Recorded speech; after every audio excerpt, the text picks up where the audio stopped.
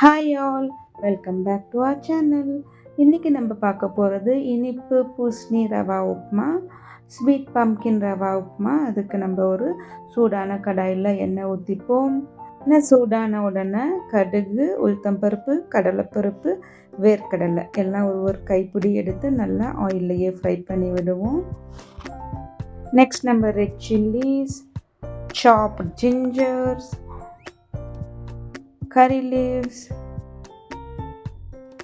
green chilies, onions எல்லாத்தையும் சேர்த்து நல்லா ஃப்ரை பண்ணுவோம்.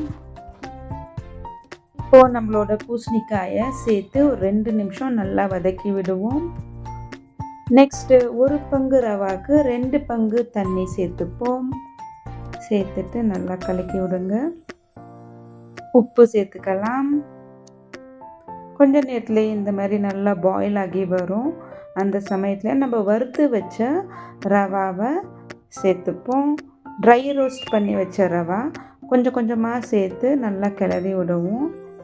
ஒரு 5 to 7 மினிட்ஸ்குள்ளேயே ரவா எல்லாம் நல்லா திக்கன் ஆகி வரும், நல்லா குக் ஆகிடும். கைவிடாமல் நல்லா கிளறுங்க. பாருங்கள், நம்ம ரவா உப்புமா ரெடி. இப்போது நம்ம ஃபைன்லி சாப்டு கோரியாண்டர் லீவ்ஸ் போட்டுப்போம்.